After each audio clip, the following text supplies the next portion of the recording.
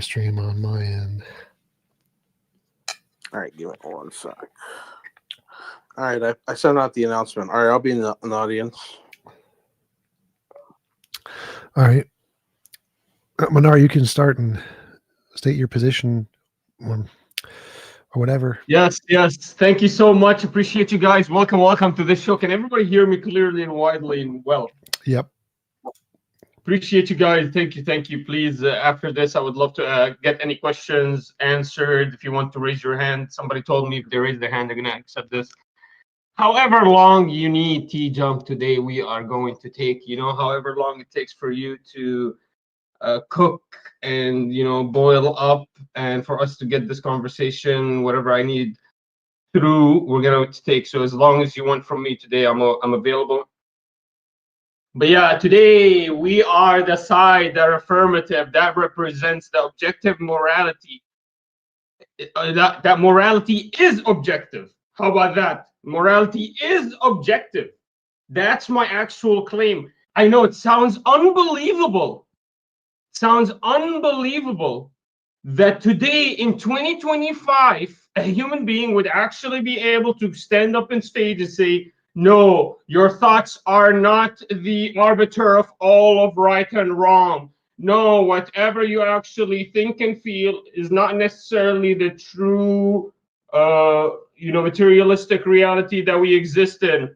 Unfortunately, if it has to be me today, I will be the first one to stand in 2025 and make sure everyone hears from the rooftops, the objective morality is objective, and I have the proof for it. Today, my opponent might slimely, maybe obviously, the way when I say slimely, subtly, but I don't think he's going to be that smart, so it's going to be extremely obvious. He's not that smart, so he's going to make it extremely obvious. He's going to try to obfuscate, try to presume things and just assert meaning to certain things to try to obfuscate from this debate. And my prediction is he's actually not going to even dabble with me. That's my prediction for today. Why is morality objective? You ask me, Manar? I will tell you why morality is objective. Morality, if you want me to tell you that morality is what morality is, then we have to start with the definition of it. Let's go ahead and define morality. When we go and define morality, we see it as an evaluation tool for an action. I'm paraphrasing here if you want to go dive into whatever Britannica tells you, but basically the consensus is it's an evaluation tool, kind of like measurements. It's a measuring tool for actions. When we define morality accurately and assert that it needs an action to assert if it's moral or not, therefore it's connected and it's relatable only to the action. Now, when morality is relatable to the action, what it's doing is it's making an evaluation on the action. The action exists in the materialistic objective reality. It exists because when I punch somebody in the face, I tell you what they feel it and it exists. You know what I mean? So the action, maybe I feel good about it, he feels bad. So me and him, we're going to be subjectively off in our evaluation. Does that mean that based on my subjective thought is the measuring, the evaluation of the action that was just committed? So does that mean because I feel so good about punching him in the face and knocking out maybe TJump or one of his friends' teeth and his glasses with him, because he said something wrong in front of me, when I'm happy, does that mean that that is a good action? And vice versa, if he's sad, does that mean it's a bad action? What is the actual contemplation here? And is it my thoughts that are actually changing the evaluation? Is it me? If I actually feel bad or good about what I just did, does it change what I just did? Those are the actions that you are conflating and not understanding, and that's why you might say morality is subjective. You saying, oh, I felt good about it, therefore it's good, does not change, because the action exists in materialistic reality, does not change the evaluation and the measurement of the action. Let me give you an example of something exactly analogous, and I'm a genius, so I speak in analogies, and you will understand once I speak this. I know earlier you didn't understand a single word I said. Watch how everybody is gonna understand the picture. Here's a phone. This is a beautiful. It's not iPhone, guys. I'm not that poor. I'm actually really poor. So if anybody wants to send me $1, that's fine. After I actually dismantle and cook. But this phone right here is beautiful. What's the size of this phone? Let me ask TJump. What's the size of this phone? TJump with his brilliant, his glasses. Maybe they have some kind of electromagnetism tools. That I don't know. He has one of these AI glasses. He'll tell you, no, this is a 14-inch phone. This is 14 inches from up to down. The size of this phone is 14 inches. So 7 I tell him, no. 7 inches. Give me one more minute. I tell him, no, excuse me. You actually were wrong. Now, here's my question. He made the measuring using inches, which is morality, good or bad. It's inches. You're going to tell me inches are bad, are subjective? Anyways, so he made the measuring 14 inches. He was wrong or right. But my question is, does that change the size of the phone? Exactly. The same thing that happens to morality. You make an evaluation about the moral action, the action that just committed does not change the actual affliction of the action, does not change the value of the action, because it has a true value judgment independent from your mind that exists in objective materialistic reality, because that's the only feature the phone has that makes it independent from your mind, that it exists in materialistic reality. If this phone did not exist in materialistic reality, maybe this guy would be right by 14 inches. Unfortunately, he's wrong. He will never be able to evaluate it accurately. And so therefore he was wrong. So this is the conflation that's happening. Is he's saying, oh, I'm the evaluator, therefore it's subjective. No. Even if you made an evaluation, that doesn't change the size of the phone. You making an evaluation and an action does not change if it's good or bad. That's where I'll close. Cool. Yeah, I also believe in objective morality. I'm not sure. Manar really didn't give the definition. Oh, you believe in Morality is- objective? Aren't you an atheist? Yep, I'm an atheist.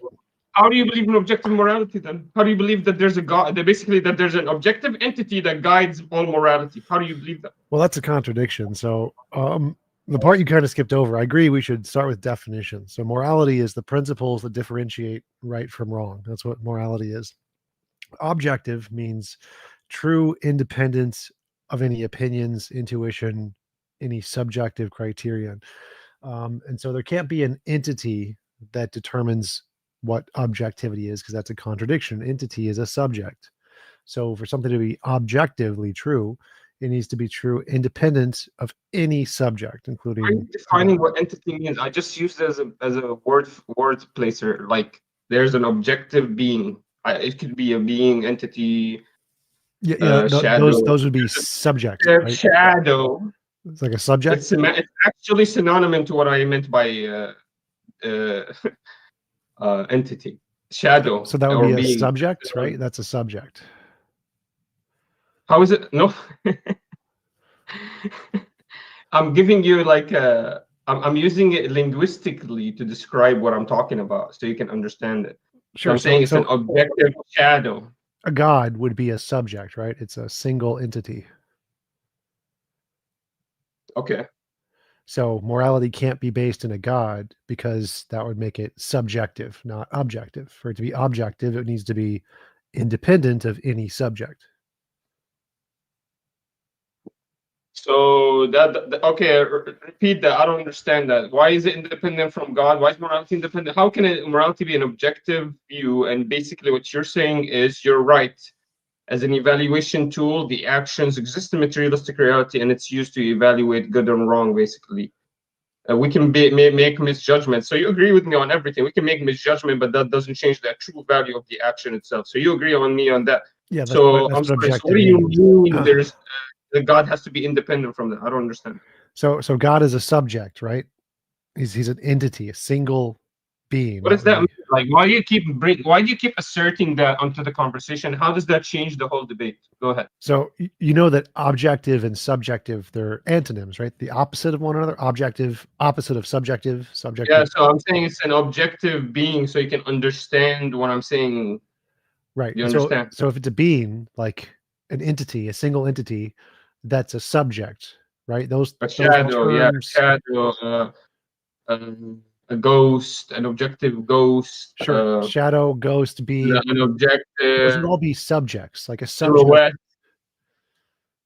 right? So you know what a subject is? So you're using it linguistically. So you're using the word subject linguistically. You understand? You're not using I it. use all words Not linguistically. That's a what words definitional, are. like a scientific definition of subject. You're using. So basically, it's a semantics debate right now. You just changed the whole debate to a semantics debate with your high IQ. Well, so the word subject is opposite of the word objective, right? Objective, subjective, they're opposites, right? They mean that the He turned opposite. into guys. He turned into semantical debate. Look how fast it turned, by the way, into a This semantical is a debate. question. So I don't. Okay, look, I'll agree with you. I used the incorrect word. What? Go ahead. I meant to emphasize. Well, I'm not it's a- referring to anything you it's a said, so I'm singular- not trying to refer to things you said specifically. I don't understand this. Like you're saying, you like. Let's say you did. You're right. I did say objectively subjective. Like I used objective next Oh to no, no. So this, subjective. I'm not critiquing anything you said. That's not the point here. I'm just saying that. And what are you doing? So when you say the word God, God is a subject. It is an entity, a singular entity, which is a subject. Those are synonyms. And if you want an objective morality, it can't be grounded in a God because God's a subject. So to have a morality, Yeah, but he's the objective. objective subject. Yeah, but how? Okay, explain that assertion. Why can the objective subject not be the direct influence of all of objective morality? Again, go ahead. Because you make assertions and you don't explain them. Why is the objective subject not entitled to claim the objective morality question? So the definition of the word objective means that it is true, independent of any subject. Objective, as in it exists in materialistic reality. Yes, independent of mind. Well, yes. no, objective isn't relevant. Mind independent. We don't know. So objective doesn't have anything to do with materialism, even if there's spirituality and metaphysics and magic. The word objective still means the same thing. True, independent of any subject. I understand what happened. So I'm using actually the both words together in the same. Like actually, we'll use both definitions of actual objective in the same actual sentence. When I say objective being, I mean it's literally a non-subjective being. It has no limitation of knowledge, has full knowledge of all, which is the correct definition you're speaking. Then when I say objective morality, I mean in the materialistic reality that we all, that is mind independent from us. So objective being is the objective being, as in he has no limitation on knowledge. It's not that he's mind independent. That's not what I mean. You understand? So when I say objective being and objective morality, when I say objective morality, I mean mind independent morality, mind independent evaluations. Okay, when I say objective being, I'm not saying he's a mind independent being. I'm saying pause for a second. You said a non-subjective being, which is unlimited. So you said that objective morality is morality that is true, independent of any mind, right? That part we agree on, right? Objective morality is morality that's true, there are independent true value of any judgments mind. to actions. Do you understand what I said? I said there are true value judgment to actions because actions, just like this size of the phone, have a feature that they exist in objective materialistic reality. That's why the phone has a true value judgment of its size, and that's why actions have a true value judgment of their morality. Are they good or bad? Because they exist in materialistic reality, in objective materialistic reality. So I'm still going on your first question. How can I be an atheist and believe in objective morality without a God? So I'm trying to answer that question. So in order to answer that question, we first have to give the definition of objective morality. Now, I liked your definition. Your definition about a minute ago was perfect. Objective morality is morality that is true, independent of any mind. 100% correct. Full points. Great job. But that causes a problem because God has a mind.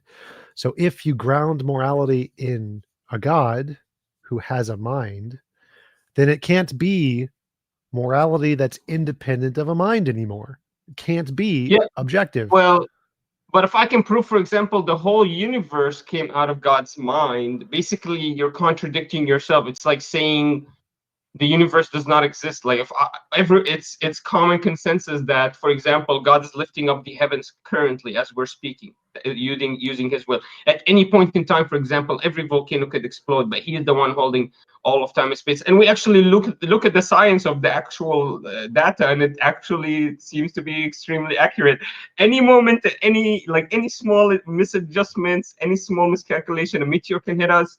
The whole world can collapse. Like we were so fine that anything can happen, and we all. So the question is, wouldn't that be evidence that he's actually willingly right now allowing this universe to exist, which is contradictory to what you just said, which is that he using his brain does not allow objective morality to objective reality to exist, but he's allowing objective reality to exist with his own will right now, with his own brain. So do you understand? Like my yeah, evidence. I understood. I understood what you're saying. So that's my evidence. Do you understand?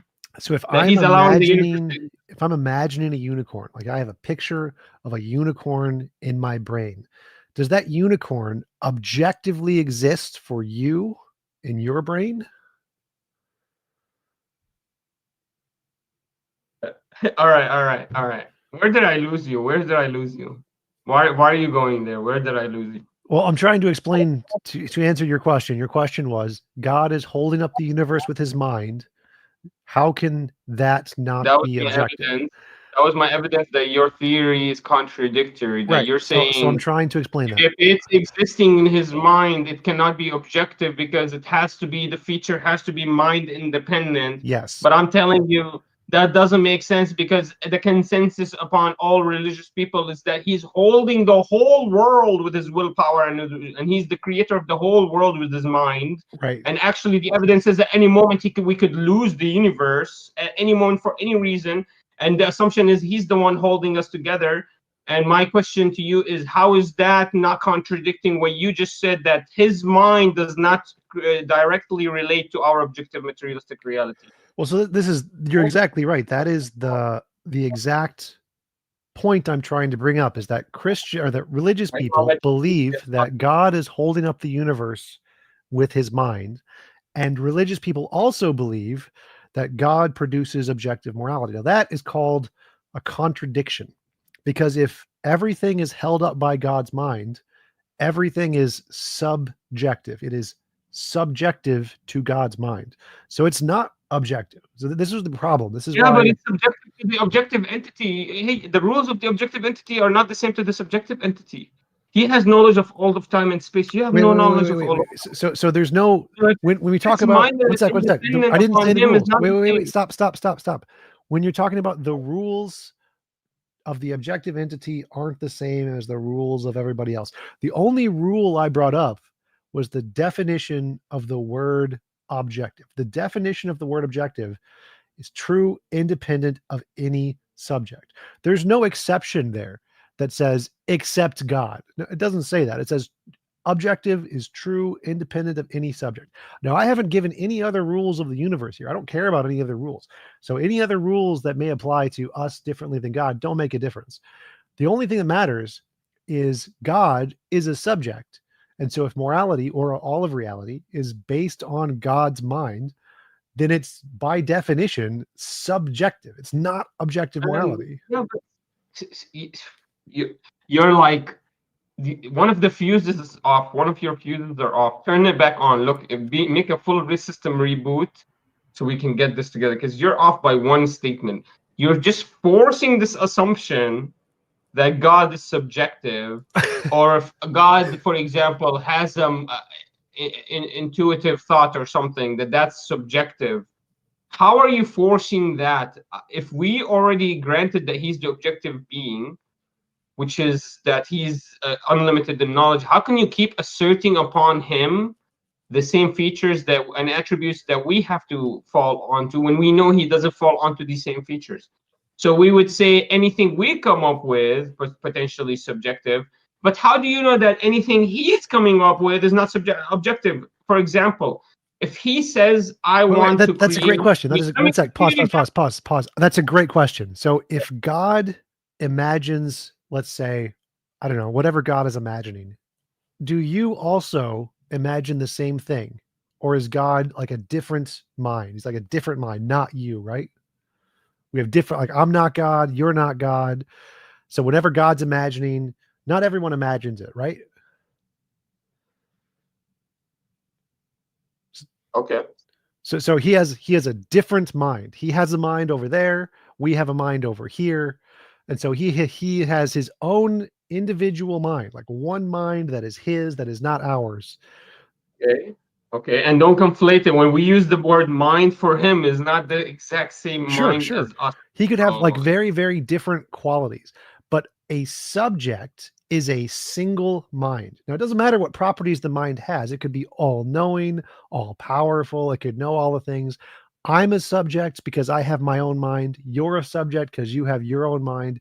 God is a subject because he has his own mind. The level or power of the mind doesn't make any difference. It's still a subject. so the ability for him, him being the objective entity, which we regard as the all-knower, all-powerful, all these characteristics, they actually bear no withholding upon the fact, all because what he is a subject, and therefore he has a mind that is his subjective mind. Yes, that is correct. He has a Yeah, subjective but mind. you miss it. But with the moment we give him, but how are you asserting that his mind is subjective? What if I make the assertion, for example, that his mind is impossible for it to be subjective because it's the objective reality that we feel? Well, that's why I asked you, like, if God's imagining something, we don't also imagine it, right?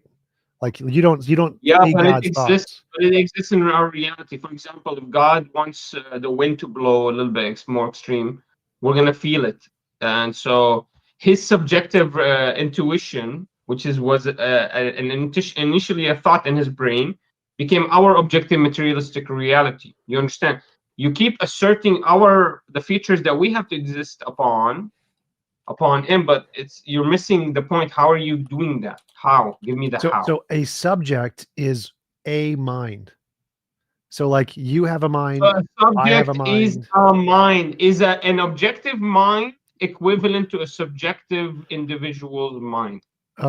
There's no such An thing as an objective, objective mind. That doesn't yeah, that an doesn't work. objective being's mind is equivalent to a subjective being's mind. There's no such thing When as you an make that objective comparison, being's because no, mind. because you're making a comparison between subjective subjects and their minds, and I'm trying to say, is this an equivalent like analogy that you're trying to create? Because you're trying to create an analogy here. And by the way, this is This how is I know not if this is you're not this is smart. not an analogy. There's no analogy here. This is just the definition of the word subject. Yeah, you're using the word mind. Well, no. A mind isn't an analogy here. It's a literal thing. It is a conscious entity. There's no analogy. It's literal. So God has a conscious entity. You have a conscious entity. I have a conscious entity. And it doesn't matter if his is bigger or stronger or has all knowledge. He's still a subjective entity. He has one entity Oh, because he is not you. He is not me. He is him. That's what subject means. There's one individual, an individuality. He has his own individuality, which is not the same as my individuality or yours. Therefore, he is a subjective individual. He has a subjective sense experience. His consciousness, he has his own conscious mind, his own conscious awareness that isn't the same as mine. Therefore, we're two different subjects. okay, but because he is the objective being, anything that goes through his subjective mind, we experience as objective materialistic reality. We don't think it, but we experience it. Well, it doesn't matter what we experience. What matters is if something is contingent on a mind, then by definition, it's subjective. So for objective morality to exist, it has to We're exist contingent on a independent mind. of any mind, including God's. So if Yeah, objective see, this is the morality, problem. what? Go Here's ahead. the problem. We're contingent upon a mind. We're contingent upon God keeping us alive. Like Then I we're already made the subjective. claim. Then reality is subjective. There's no objective reality All if of we're reality contingent is on a mind. subjective, guys. In your worldview, So yeah. all of reality is subjective. In your worldview, yeah. Not in my worldview. In my worldview, there is a reality that isn't based on a mind. Well, in your worldview, I keep presenting contradictions that you're failing to answer, and then you keep blaming my worldview, which is a non-contradictory, completely logical worldview. It's logical for me to say it's the objective being. It has the ability. Its actual thoughts are my objective materialistic reality, because that's how my materialistic reality exists, is all through its thoughts. And if we can agree upon that the objective being exists, I don't know how we're actually disagreeing on this. I'm baffled by this. You have to actually create a semantical differentiate. Like, you have to make a semantical conflation, an equivalency, a false equivalency between the objective mind and the subjective mind. That's the only way you can come up with your conclusion. Well, there's no equivalency here. This is just the dictionary definition of objective and the dictionary I know, but definition you're like, of I'm like objective. talking to a computer. It's like talking to a Again, computer. this is not a computer. Dictionaries were originally books, not computers. So the problem with your worldview is that it has a contradiction, which you've just stated like 20 times. The objective subjective mind. That's literally a contradiction. Would you like me to pull up the clip of you saying the objective subjective mind? And then I want to pull up the clip of you saying there is no contradiction in my you worldview. kept saying it was a subject. I was like, yes, the objective subjective mind. The objective subject. This objective subject. This is mind. How is it not? How is it the same as the subjective mind? Well, that's the contradiction. Like, in I your give it to you. worldview. It's a subject. It's a subject that doesn't give it the same claims, and you can't assert upon it the same. You can't make foundational claims upon it just because I assert it's a subject. Just because I did a linguistical definition, it's just to further the conversation forwards. You cannot create then upon that a whole argument. You know what I mean? Well, there's no argument. That's There. It's just when you say there's objective morality, the word objective means not contingent on mind. So you've already ruled out your God when you say the word objective morality. It can't be based on a God by definition. It's like saying there is a round square. Like those two words mean the opposite thing. If morality is based on God, it's subjective. So to have an objective morality, it needs to be based on a non-mind, like a law of physics, a particle, an a priori abstract, a platonic object. It can't be based on a mind if you want it to be objective. But if pause 1 second before I forget. Wait, 1 second. When I say 1 sec, stop. Well, my friend Moon wanted a shout out because it's his birthday, so I'm giving a shout out to my friend Moon. All right, go ahead. Yeah, so for example, this independent mind.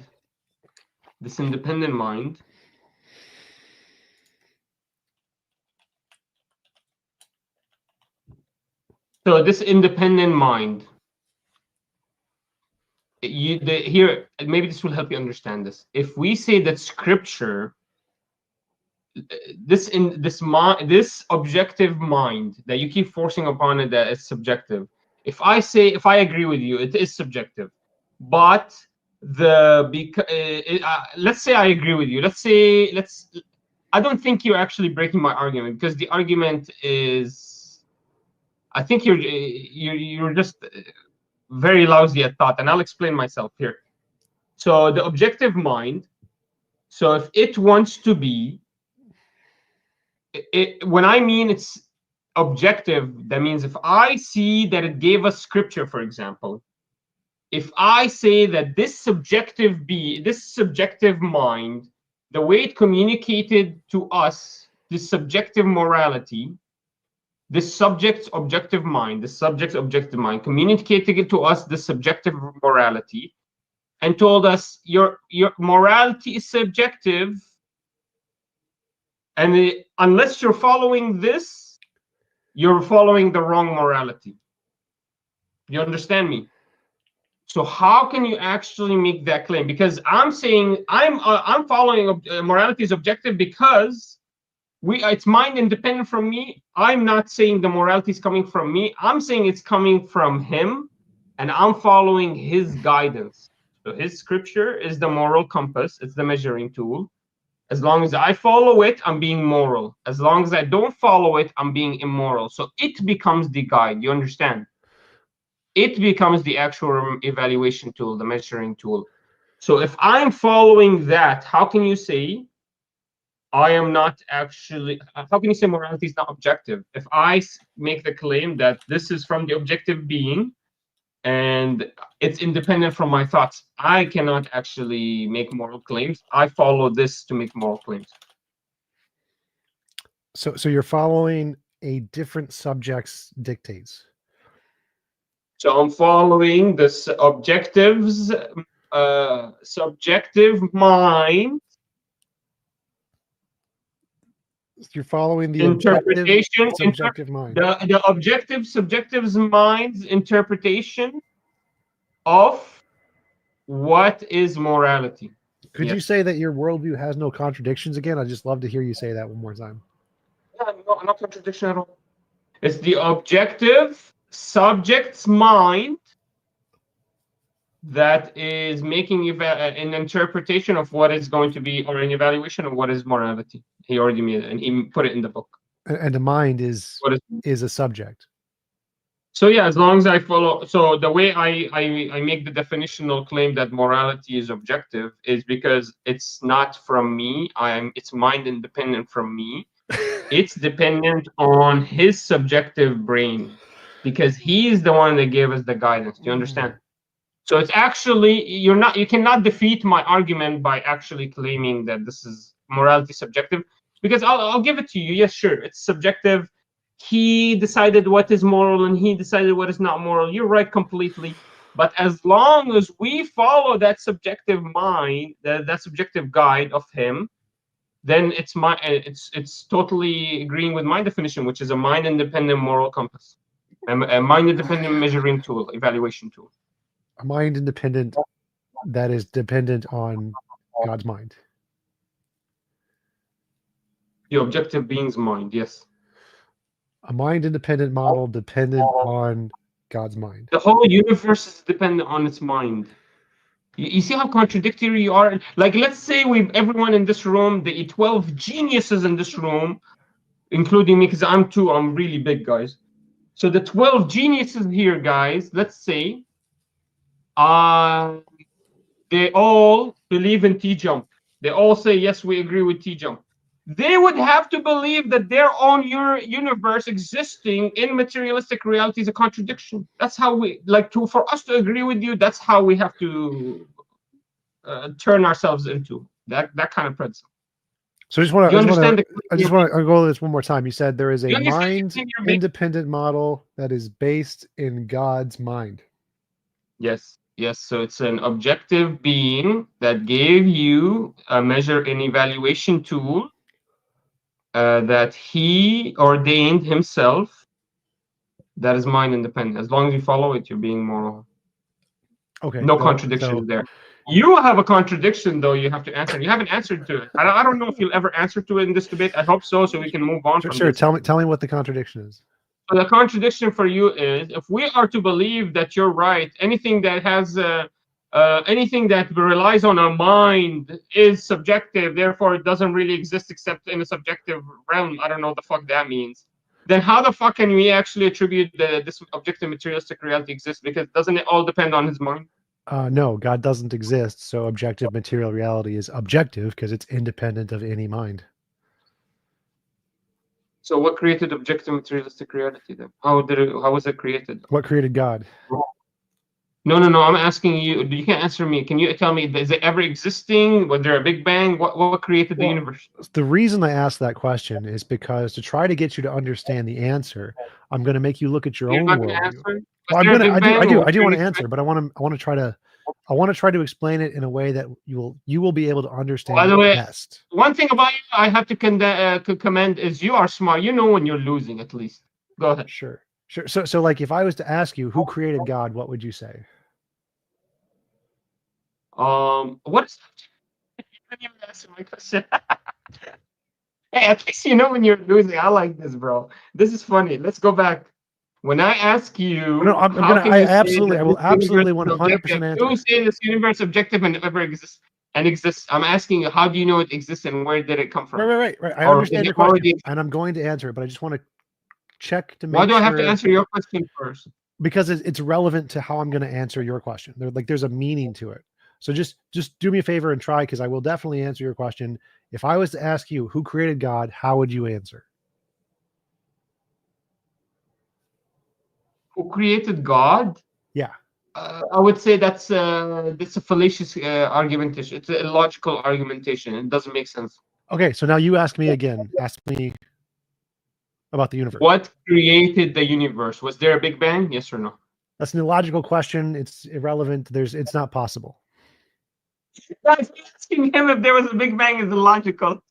Look, the way I worded the question, unfortunately for him, it didn't work out. Look, man, I'm going to ask you one more time. You need to answer, or you're going to sound very inconsistent, contradictory, and no one can trust you here.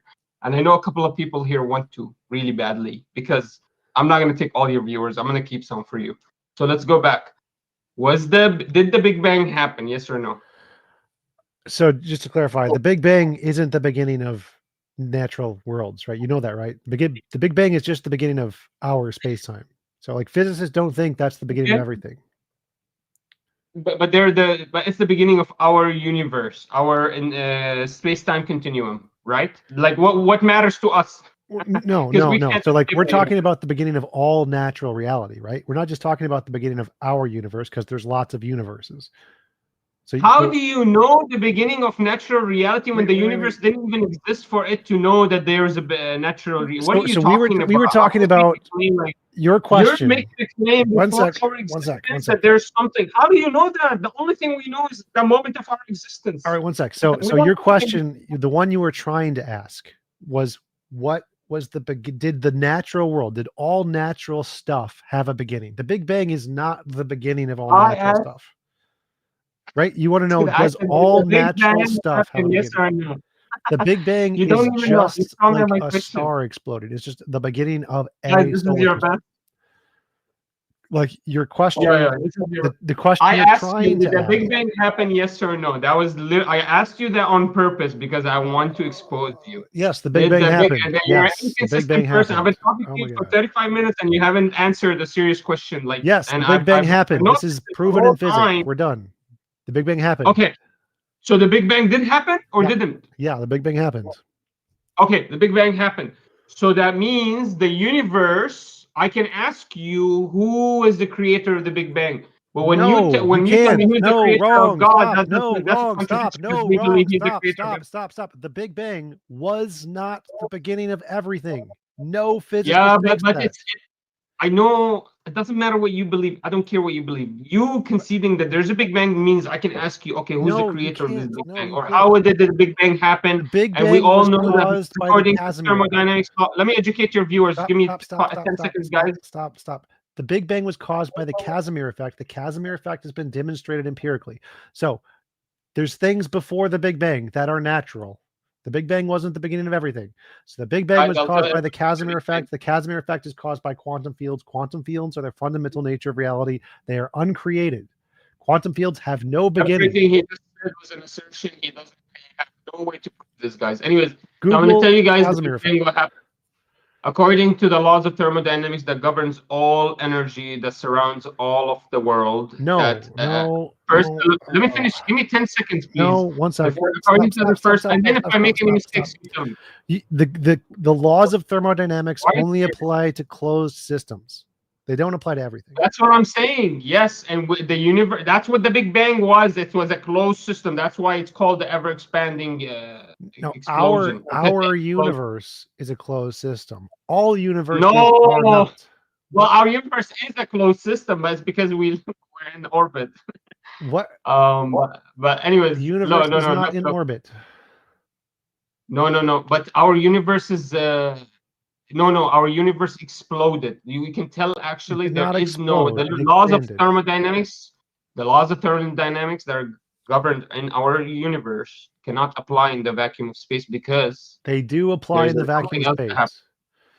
The laws of thermodynamics do apply in the vacuum of space. Yes, they do. That means we are in a closed system of energy. That means contradicting. No, that's not what a closed the laws of thermodynamics cannot apply except in closed system. A closed system is a system that has all of its energy contained and is not being given energy from an outside source. That's what a closed system is. Our universe is a closed system. That's fine. All nature isn't a closed system. Down. Calm down, okay? Let me give you the explanation. So according to the first law of thermodynamics, because of the conservation of energy that governs all of our energy in a closed system of energy, which is he's right, that all energy is conserved. The equation, it's an equational mathematical definition. It's to make mathematical equations.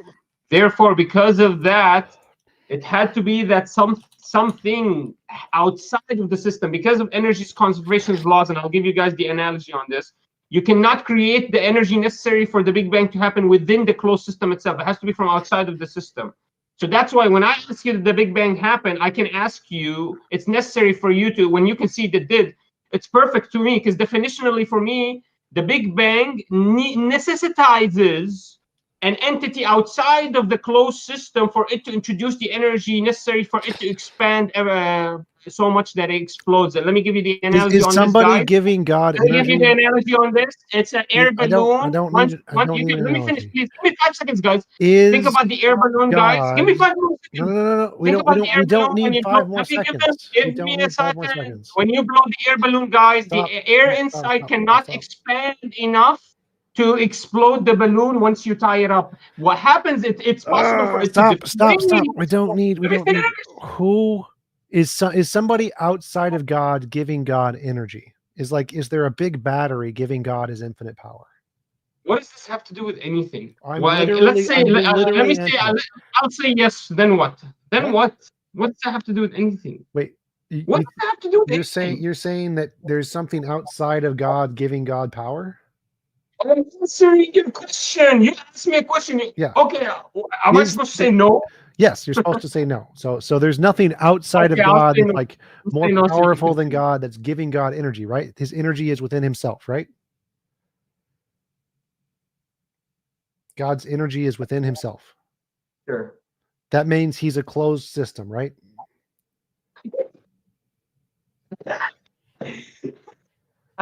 Yo, this is ridiculous, bro. This is ridiculous. TJump, you're not understanding what I'm saying. Does When I closed tell you system the mean objective being, it cannot, the laws of our universe, the laws of yours that you experience in your objective materialistic reality cannot govern him. He exists outside of the laws of, he is the enforcer of the laws. Like I said, and this is why you wouldn't allow me to finish my definition, because it would destroy you, this argument again.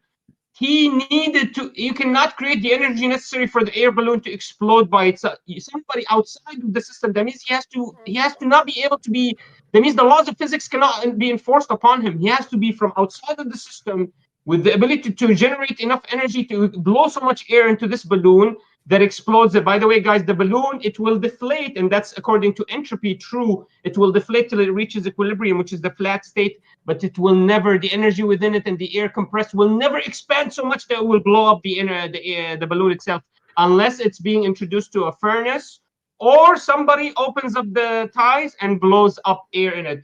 Again, that means the God himself would not be governed by the laws of thermodynamics, because he's the one introducing these laws into effect, because he's the one introducing this energy into the system to explode it, to expand it into a Big Bang. right? You understand? So if there's something outside of our universe, the laws of thermodynamics don't apply to the thing outside of our universe, right? Say that again.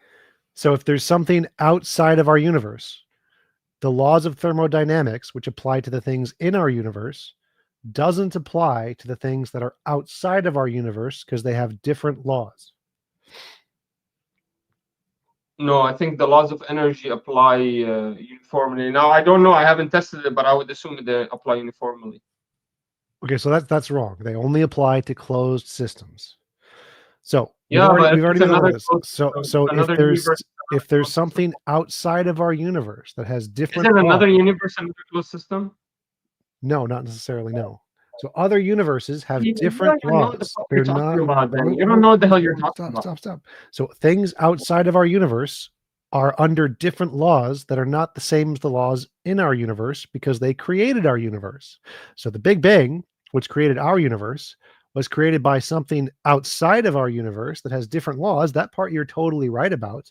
But it was created by the Casimir effect and quantum fields. That's what all of the science indicates. There's no actual evidence of the God thing. There's tons of evidence of the Casimir effect.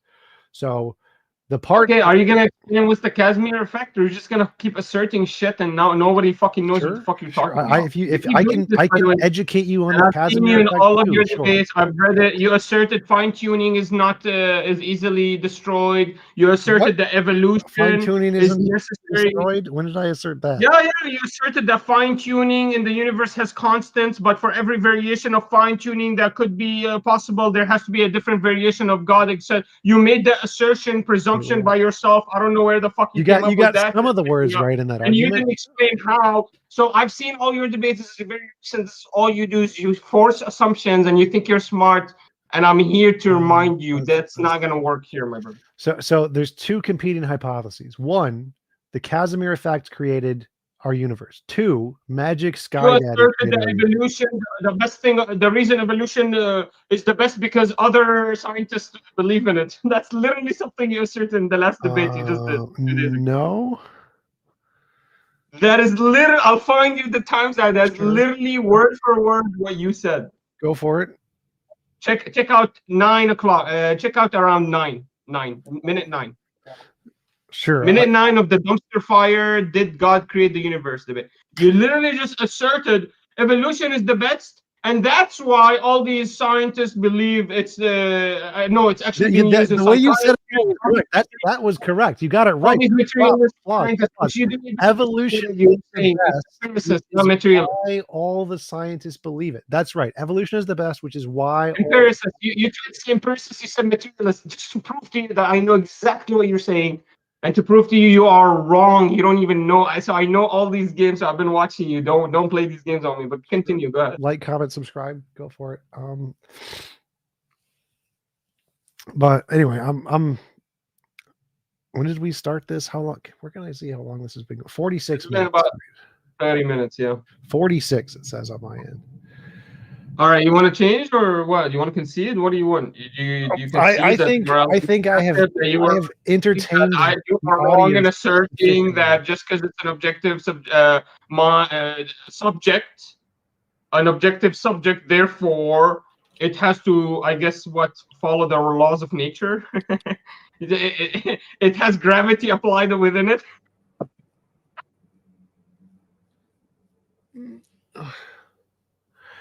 TJump, can I ask you a question? Does gravity apply to God? Say that again. Does gravity apply to God? You know, he's a subject after all. Yeah, God is only a figment of your imagination, and figments of your imagination are affected by gravity. Therefore, God is affected by gravity. Right? Hey, guys, look at the expose. He's a subject, right? So does gravity apply to God? Go ahead. He's a subject. Yes, because God is in your imagination, and your imagination is a part of your brain, and your brain is affected by gravity. Yes. I don't think you acting like I'm really destroying you here, bro. You gotta answer this, or it's gonna expose you. Can God, as a subject, because he is a subject, this was literally everything your whole argument was standing upon. You cannot not answer this. Sure. Answer this directly. If God is a subject, can he actually? What was the question again? Remember? Why are you asking me? Are you listening? Are you listening? I want to make sure you're listening. No, I'm not listening to you at all. I'm playing chess. So that's what's happening here. All right, let me ask you one last time. If God is a subject, like you said, does gravity apply to God? Yes, because God only exists in your tiny little brain. And because God exists in your brain and your brain is affected by gravity, then God is, yes, affected by gravity. It's called the transitive property. All right. Can you do 10 push-ups? Let's do a push-up. The last thing that can save you here is a push-up contest. Can you do 10 handstand push-ups? Come. A handstand push-up. Let's watch your handstand push-ups. Go for it. Yeah, I'm doing 10 right now. 1, 2, 10. There you go. This is the only thing that can redeem you because you have been exposed, bro.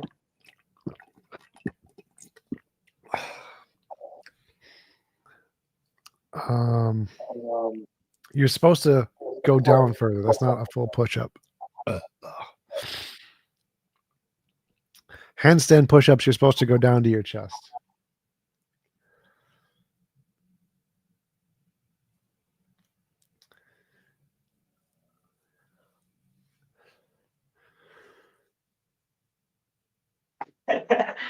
Hey, we count those. We count those. Doesn't have to be perfect. Hey, I don't know why you're talking, you fat ass. You're just sitting there talking about chest. I want to see you do one push-up to your chest. Sure, if you pay me, send me a $50 super chat. I'll make a video. Somebody send him money, man. I want to see this guy Well, it's struggle. gotta be from you. You requested. Meza almost broke his back. He tried to emulate me. Unfortunate for him, he didn't realize that I was a specimen of a man. He tried to emulate me. He almost broke his back. Do you know that, Meza? I don't know who that is. He drew me in a sexual act. He thinks he's funny. But God repaid me. 3 days later, I hear he almost broke his back trying to do a handstand push-up. The most hilarious thing I've ever heard in my life.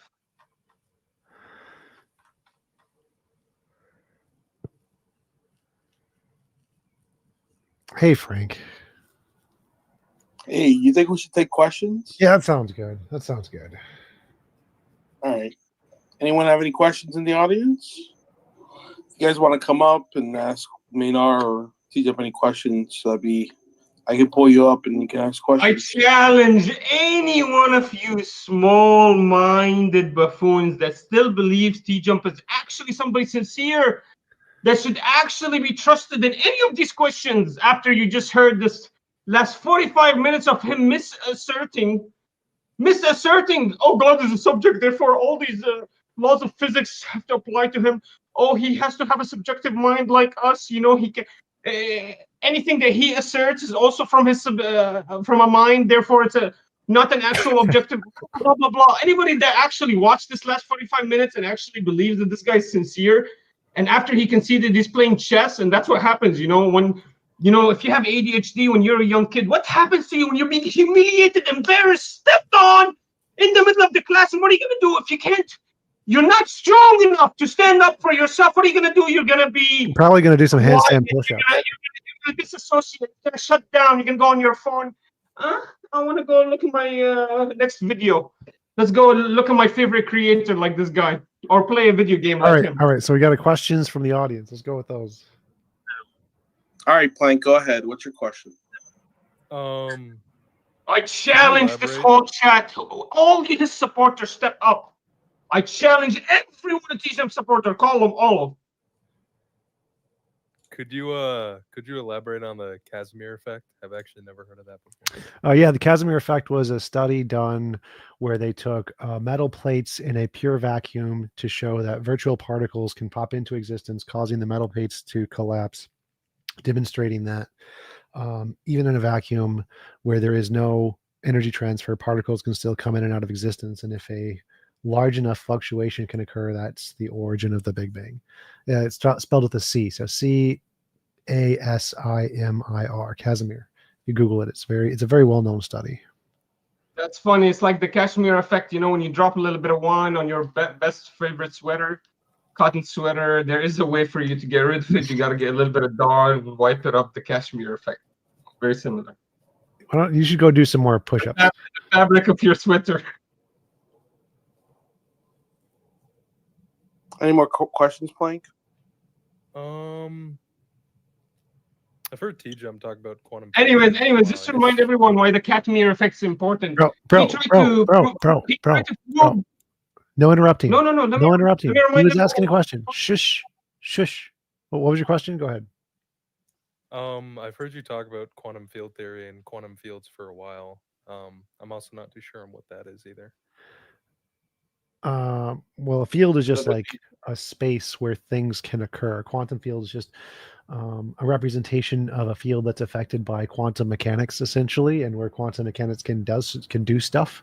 And so, like the Casimir effect is where there's a quantum field, there can be a separation of particles and antiparticles, creating potential of virtual particles. So it's just a field affected by the laws of quantum mechanics in some space, which doesn't necessarily represent like space-time, but any field is going to be represented by some set of digits or coordinates, which is made up by some spatial dimension that isn't necessarily the same as like the space-time dimension. All right.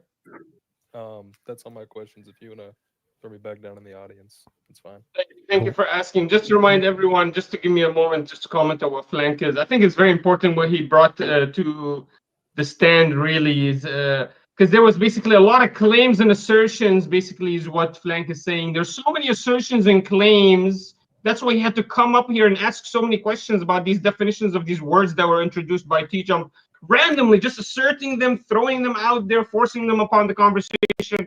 So I really appreciate that.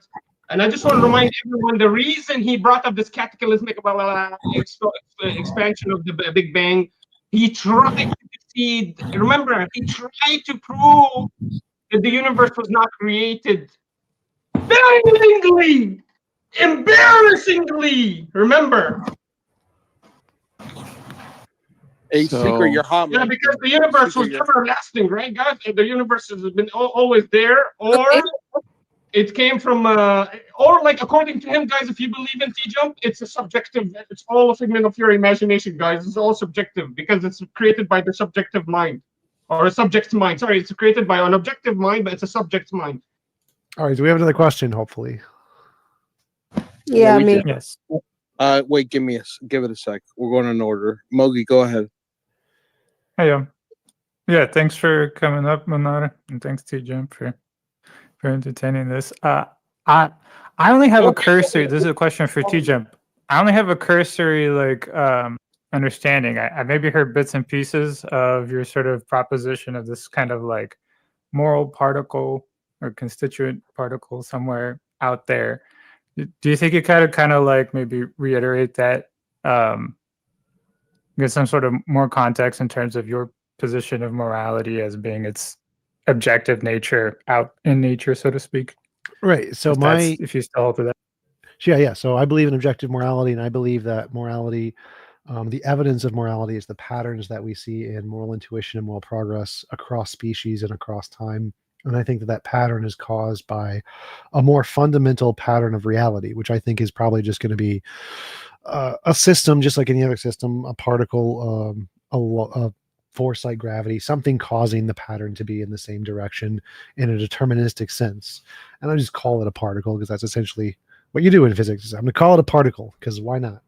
And so I think that whatever is causing this pattern is going to be a deterministic force in nature, just like any other deterministic force, which is either going to be foundationally grounded in a particle or some kind of a force. And I don't know what those would be because they haven't been discovered yet. I just think that's a more plausible explanation of what's causing these patterns than like a sky daddy or something. And I don't think it's subjective coincidence in societies that's causing this pattern, because I think the pattern is going to hold true across different planets, different species, different forms of evolution, non-evolutionary species, computers. I think they're all going to have a similar pattern. And if that's the case, then whatever's causing this pattern would have to be something that permeates all of reality or the universe. What the fuck is he talking about again? Are you still playing chess? So you're losing in the debate and in the game as well? Humiliating. Yeah, what do you think about that? What do you think of this? I think this is complete gibberish, man. I think this guy is not prepared for the actual conversation. I think he's scared. And I actually predicted this, guys. I predicted the whole debate is going to obfuscate, and we're actually never going to get to the bottom of the actual discussion. He tried to assert, yes, morality is objective, which, by the way, I don't even know why the fuck you agreed with me at the beginning. Morality is objective, and then I had to force you to concede that no, you actually don't agree with that. But maybe that's literally how how deep he is in his definitional semantical game. Whereas he actually forgot the definition that he was actually representing for a minute, because it's actually, you know what I mean? It was following another definition that we were talking about, for example.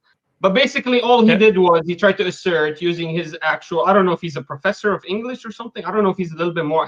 He seems like the only good thing about him is not chess, not debates, maybe a little bit of English prowess. He has a little bit, obviously not the science, cataclysmic theory, and all these fucking random assertion. Hey guys, I'll make an assertion, quantum entanglement. I made that up, Anyways, I swear I just made that fucking shit up. I don't even know. Anyways, he's not the only one to assert shit.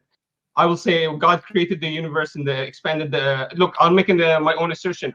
God made the universe using the quantum entanglement application of all of the energy thermodynamically conserved within his closed, hyperly inflated, quantumly particized, access into the universe. That's how the Big Bang was. I can make assertions too. Anyways, so my whole claim was, this guy doesn't even know how to start this debate. He didn't even know if he was a believer of God for a moment. Then he remembered that he didn't believe in God. Then he was like, he forgot that he maybe believes in objective morality. Then he forgot. He's like, no, I actually don't believe in objective morality. This guy's a fake dude. He doesn't actually represent anything. He's a failed chess player, failed debater, failed professor of English. I don't know, man. Whoever wants to keep following, follow him. But I'm ready for any debate. Any of your followers, I want them to come and try to challenge you. All right. Do we have any other questions? Do you feel like there's a big difference between what TJump represented here? Yeah, the and guy what you wants to represented just assert. now? Yeah, TJump wants to assert that there's no God. That basically morality is completely subjective. Even if I was to assert, like, he is basically dabbling with me. He's like, even if I was to say, let's concede, let's say that, yeah, there is a God, because he's a subject's mind, and these are actually applications coming from his mind, therefore they are subjective definitionally. Basically, that's his whole game here. Definitionally speaking, not morally, not literally, definitionally speaking, because he's a subject's mind, this is a subjective creation. I played the game, I was like, okay, you're right, this is completely from his subjective mind, but how can you claim that this is subjective to us when it's mind independent to us? Because you already conceded we don't have the same thoughts as God when he has them. So they're mind independent, his thoughts are mind independent to us, and our morality is to follow this guide. So mind independently, we have to follow this moral compass. So even if it was to concede, like, let's say I give him the whole debate. Let's say I give him the whole, this is why he's a failed debater, because I dabbled with him a little bit until I got tired. Let's say I give him his whole debate. Yes, God's subjective mind that created, and all of morality is subjective. Is that how we experience morality? Is that how the religious person, is that what the religious person tells you? Oh, God. How do we know that God told us what's morality? If he is the subjective mind, and if he is the one that brought this subjective issue forward, this subjective morality forward, that means he gave it to us in a guide. That means everything he said was a contradiction, because what we are as religious people, the way we know that we are moral is as long as we follow this guide, as long as we follow his subjective opinion. So it doesn't even matter that he's a subjective opinion. It doesn't matter if this evaluation is subjective. Inches were subjective at one point until everyone in the world agreed, and then it became standardized, and now you can be wrong if you use the wrong inches measurement. You're the one wrong if you actually misuse inches. Not that you're creating a new inches. You are wrong if you actually miscalculate what an inch is. That's how standardized it became. That's the same thing I would make the argument for. Even if it is a subjective intuition, let's say it generated, this whole moral compass generated from the objective mind's subjective subject's mind. Let's say it was generated from this objective being's subject. Let's say it was generated from there, and it's a subjective intuition. It's a complete subjective intuition, completely directly from him, and came to us in the form of this book.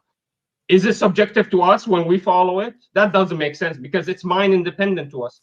Now we can make subjective evaluations, just like somebody can measure an inch and be wrong. That doesn't mean that the inch itself does not have a true evaluation but judgment. That doesn't mean that whatever was outlined is not already has a true attribution, a true value judgment to its moral attribution. We can make a wrong interpretation, we can make wrong evaluations, but that doesn't mean it's not already available. So even if I concede to him his whole argument, we follow it objectively. We are mind independently following that guide, and as long as we're doing that, we are completely objective. The morality is completely objective. He tried, he failed. He's not smart. Hey, Mogi, you have any more questions? Well, it'd be fun to explore. It's like, considering all this, do you feel like the morals came before God, or God came before the morals in terms of this dependency? It's clear the morals came with the humanity, because there were morals given to Adam. And what happens is it appears to us as being evolving, because, for example, we can't have our sisters anymore, whereas maybe Abel and Cable had their own, family. But this is evolution actually corresponds with the number of people. So morality is connected directly and is related directly to the benefit of people and their societies. That's it. Definitionally speaking, it has to come with the actual individual, and it has to only be attributable to their society. So it's only moral when there are good societies that you are trying to uphold and make stronger. You understand? So they are connected. They are relative. Yes, just like inches are relative to what they're measuring. They're relative to what they're measuring. So they came with humanity, just like, hey, by the way, we're not going to say that what Adam and Eve were doing with their children is okay to us too. See what I mean? So there is also an evolution process, and it happens because sometimes what was beneficial to the human race is not anymore. You understand? It actually becomes detrimental. And that's the idea. The idea is all of these religions gave these guides, and then every era had their own specific moral need and moral descriptive need. Now, none of them actually did measure sins. Now, you might agree, oh, is incest measure sin? Actually, even in the ruling of Adam, they weren't allowed to be from the same sack, for example. So maybe even according to you, you can't make these moral attributions. So that's what I'm saying is, we don't say that they were different. We just say that this was a totally different moral attribution to them, and it came to help them succeed. As long as they follow that moral attribution, you can have kids from this different sacks, then they succeed. What if it was scientific that they had their children have sex with the same kids from the same sacks, the same sacks, like the Cain and Abel? Like the whole story was he wanted his sister from the same sack, the same twin. What if that was actually detrimental to the human species, scientifically speaking? Can you believe that? So that's where we would make the claim that if you don't even understand what morality is representing, it's like you're asking me, inches are used to measure how big a fire is. Come on, man, you don't even know what you're talking about. Moral compass has to be attributable to the human species, has to be connected to their succession. And so they have it has to come. This evaluation tool has to come with the human species, and it actually is. So, we see the evidence because it exists only in the collective consciousness. That means it exists only for human species to access, just like sizes. You're describing morality like first coming about to like being granted to humans. Is that something special that God grants to specific entities? So there's a separate set for other creatures or something like that, or other entities in general. Is it specific to entities? So yeah, it's specific to humans. Yes, it doesn't. The moral compass is not followed by it's specific to humans and jinns. That's it. It's not specific to anyone else. It's humans and jinns. For example, the Quran, the moral compass, the Quran, we believe it came for human jinns. It didn't come for animals. Didn't come for any other creation. Didn't come for aliens. We believe there's two creations, humans and jinns, that can attribute and use Quran accurately and good to make moral evaluations. And it's actually described in the book. It's actually being told that this book is only for all of mankind and all of jinn kind. So there's another creation that we can't even see. And a lot of people have evidences that it might exist, blah, blah, blah. Anyways, basically, yeah. So if there were no humans, there would be verse proves no that this compass? is moral attribution. That Quran is only a moral guide, basically. Because so if there were no humans, can access it. There would be no right and wrong? What? For the humans? For the animals? Nobody cares. Yeah, like, are you going to say that the mountain is wrong for standing there? Are you going to say the mountain is wrong for being so high? No. Are we going to say the mountain is wrong for being so steep that nobody can climb it? No. This is only something that you attribute to humans. Because they're Mogi, this is what I meant, guys. He doesn't even know his question. He doesn't even know what morality stands for. Do you understand? This is why I exposed him earlier, and I don't know why it took so long for him to expose himself. But I saw it, guys. I'm a genius. He doesn't even know what the definition of morality is. Mogi, morality has to be attributable to the human species because it's literally definitionally being used as an evaluation tool to actions that are done by the human species. Yes. definitionally speaking, but you don't even understand the definition. That's how small IQ. Well, can entities other than humans act? So, but they have no access to the collective consciousness. Like, let's say we give them moral attributions, they don't care. Like, you can't deliver that to them. What you do is you smite them. You snap the head of the lion. You cut the throat of the giraffe. You step on the bear's cubs and eat his little mother in front of his father. And that's how you take over. That's how you do with the animals. You don't actually talk to animals. When was the last time you talked to an animal and told them not to do something? Okay. Maybe you talk to all your rats in the house.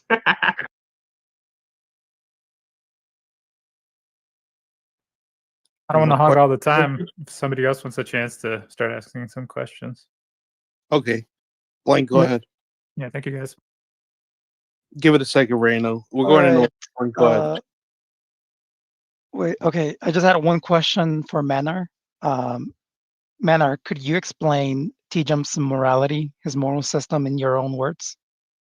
I just want to know if you understand it, because it doesn't sound like you do. Yeah, so TJump believes that because God has a subject, and his mind is the No, creator. hold up. I'm asking about. I'm not asking. I'm just asking about TJump's morality, not how he views God's morality or whatever. What do you mean TJump's morality? Oh, he's despicable, disgusting, liberal atheist. I couldn't even touch him. How despicable and disgusting this guy is. My question is just, could you explain? Do you know TJump's morality, his moral system? He has like many videos on it. I don't know, man. has a book I on it. know that this guy is a slimy loser that doesn't even know how to define a woman. And when somebody asked him what is the definition of a woman, he got mad and left. That's what I know about TJump. I don't know about his moral attribution. I really don't give a fuck. I don't think this guy has any standing for anything, and I proved it today. He can't stand for anything. So I don't care about what he defines anything. He can't. He will change within a second as long as it benefits him, or he's just gonna run away because he can't even stand to the battle and define it. So I really don't give a fuck what his moral attributions are. I came thinking that this guy is an atheist. How can an atheist concede that morality is objective? But it was a trick that he failed miserably at. So I mean, how am I supposed to have any respect for that? Aren't most philosophers atheists, and aren't most philosophers also moral realists? Yeah, and aren't most dumb fucks in the universe atheists as well? Stupid fucks. Like the druggies, like the people that have kids out of wedlock, like the people that suicide. Aren't most of those actually atheists as well? Like the most atheistic countries have the most amounts of suicides. You know that? Like Japan, for example.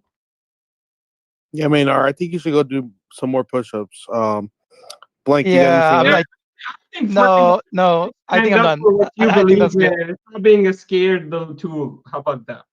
Like TJump. Hey TJump, how many games of chess have you lost now? Because you've already lost all your reputation, and I'm stealing all. Go ahead, Reno. Oh, all right, Manar.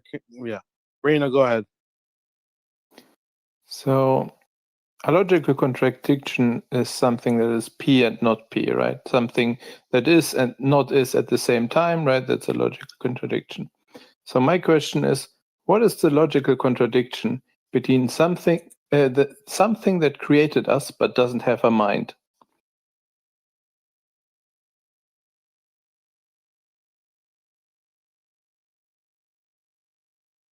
Who are you talking to? To you. I said, if a logical contradiction of something that created us but has no mind. Sorry, I'm not like. What do you want me to answer? So imagine something that is similar to a god. There's just one difference: it doesn't have a mind. Where is the logical contradiction?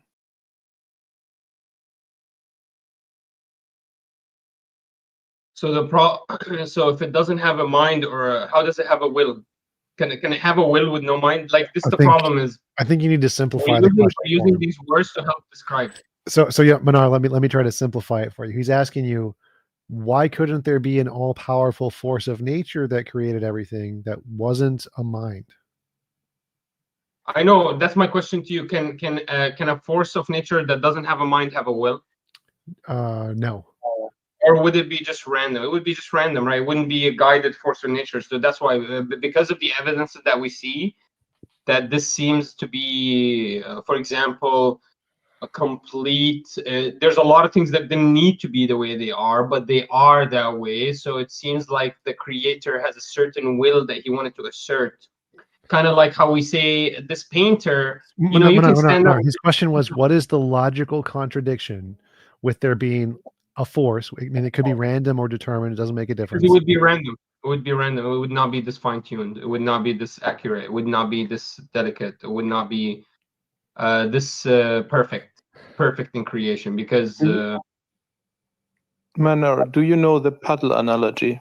yeah, for Have you heard of example, that one? just the DNA, it conserves a lot of energy and information within it. And just how can a Not the puddle brainless analogy. entity introduce all that information in there?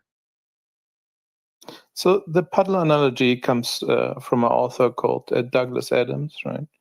And it goes basically a puddle. It wakes up, it gains consciousness, right? And it looks around and thinks, it's such a beautiful world, right? And then it feels the hole it's in, right? And thinks, oh, this hole, this is particularly like perfectly shaped for me. It's like this hole is like exactly made for me, right? Like the puddle fit perfectly in this hole. It must have been created for me. And then the sun comes up and the puddle vaporizes. The last part is a joke. But do you understand that something can adapt and still not be created? Oh, you're done? What was the point? Something can adapt but still not be created. You have the mind of a So chipmunk. It's okay. It's okay. Let me give you an example. Let me give you the example. The only thing I can see that adapts in our universe is natural selection. That's the only evidence I have of adaptation, and it's the only direct evidence that I can, because we can't see evolution. I don't know if you have anything else if you want to present that. And when we see natural selection, we never see this feature that you're talking about, creation, like after evolution. There's no creation after evolution. It's first the creation, then the evolution, or the adaptation. You see what I mean? And I'll give it to you. Even the evolution can only happen after the creation. It doesn't happen before. That means there has to be something for it to adapt. In natural selection, by the way, all consensus completely, you cannot have evolution by natural selection. It's not strong enough. Like even if you have perfect chickens, it creates it creates genetic mutations that are actually really bad. Anyway, this wasn't about evolution. Also, it's weird. More and more black holes come, right? It seems like the universe was designed to create black holes. And at some point, there will be just black holes. Why is that?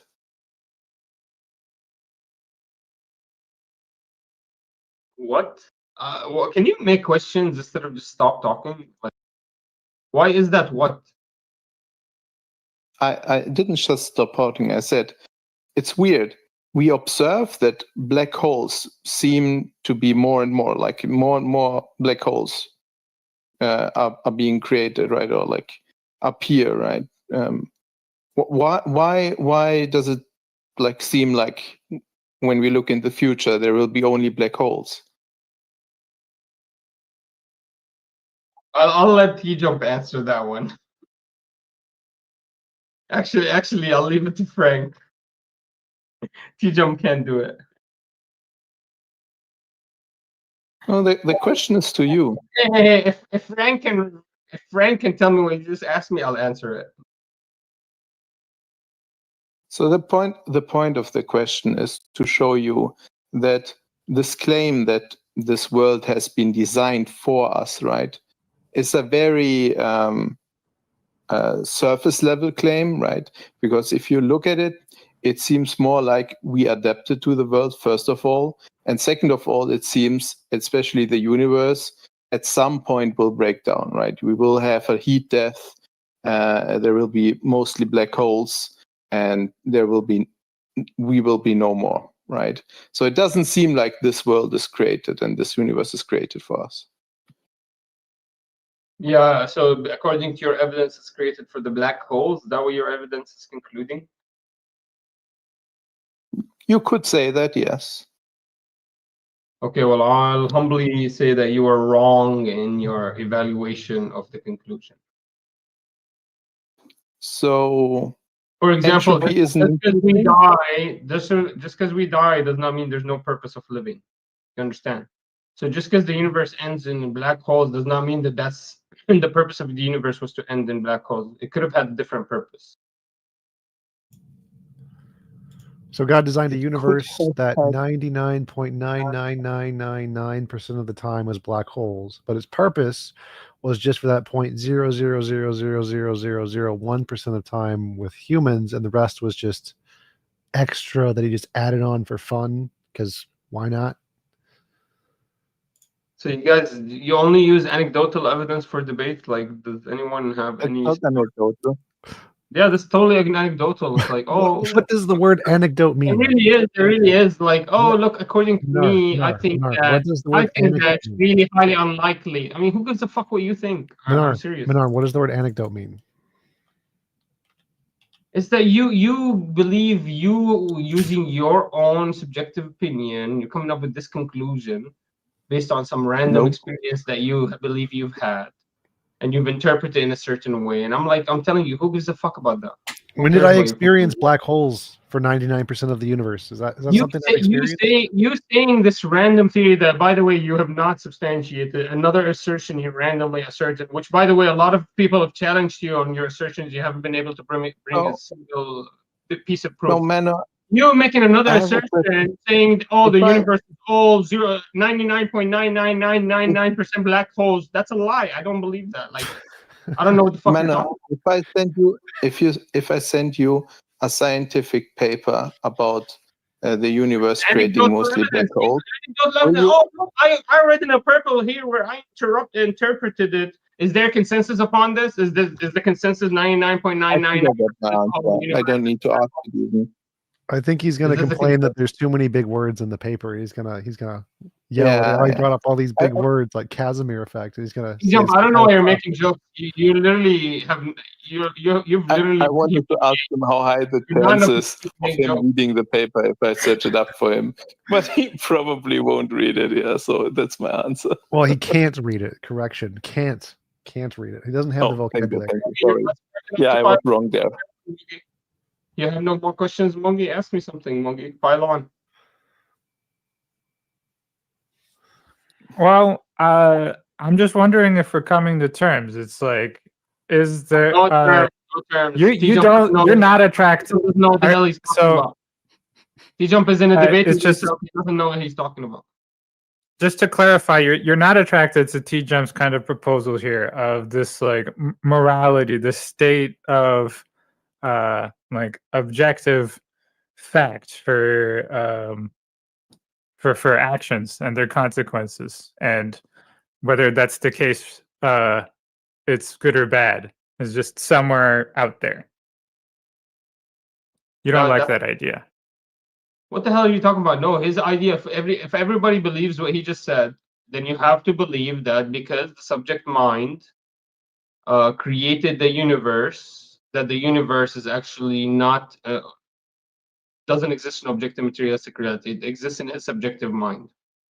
Well, he's not adding any of that. He's just saying it's just like a feature of the universe. It's just another part of it. That there's just the morality out there. Like gravity.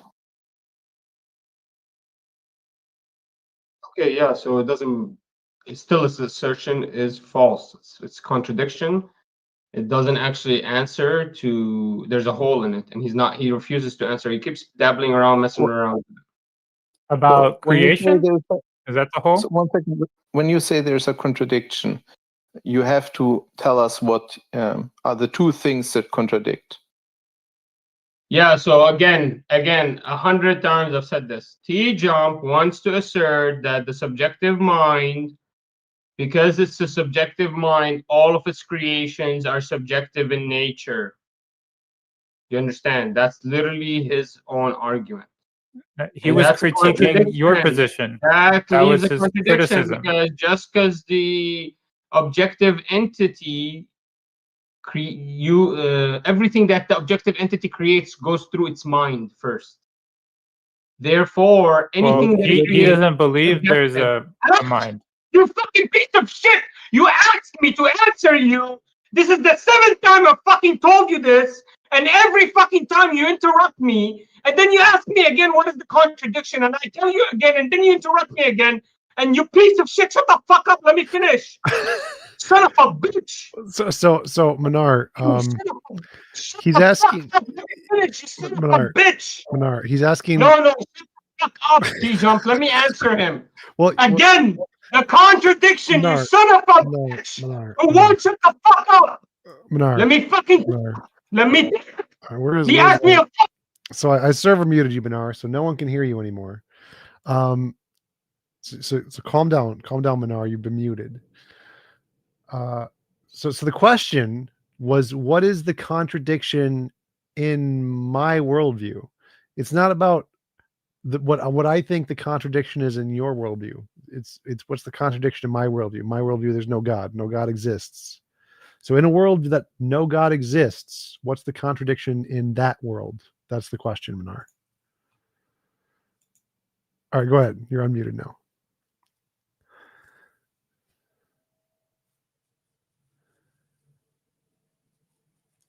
I think he deafened himself, so he can't hear. He deafened himself. Yeah. Oh, how sad! I'm going to cry. What should we do at this point? Wait, hold up, TJump. Yeah. What are you gonna do with your career after getting so brutally destroyed by Manar?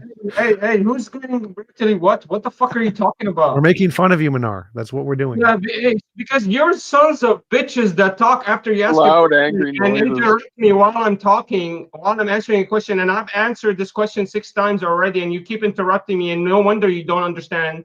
Manar, And the so reason... I call you out for being sons of bitches instead of the mod kicking you out or muting Manar, you. you okay? You interrupt me, and you're gonna laugh at me. You're the one that's fucking exposed for being a loser, stupid bitch.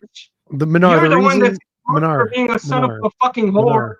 Manar, the reason we're trying to interrupt you is because I think you didn't understand the question. So because the question, Manar, the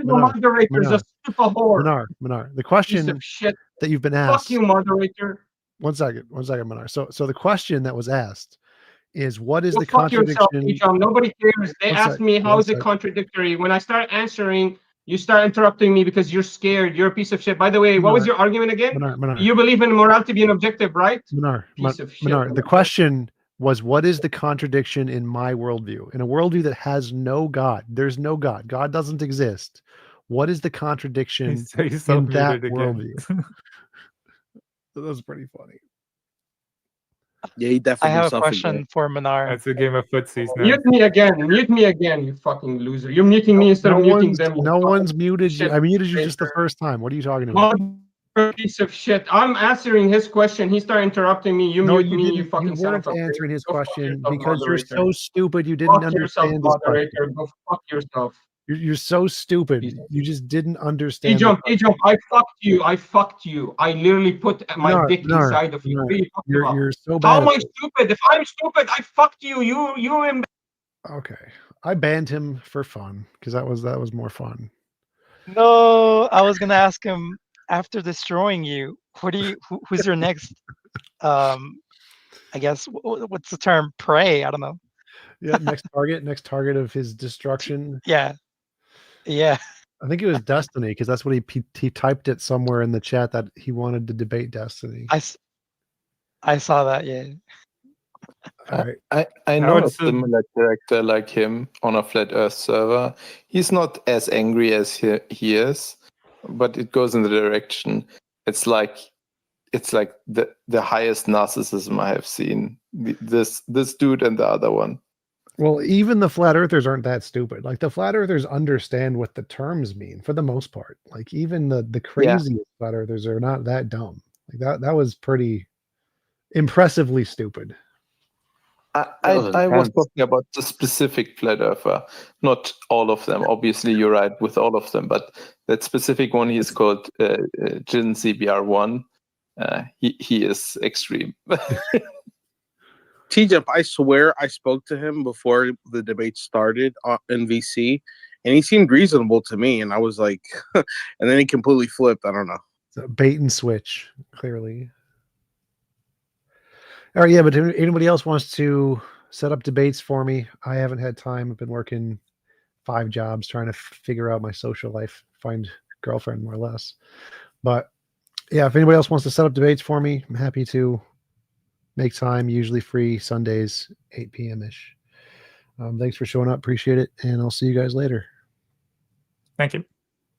Peace.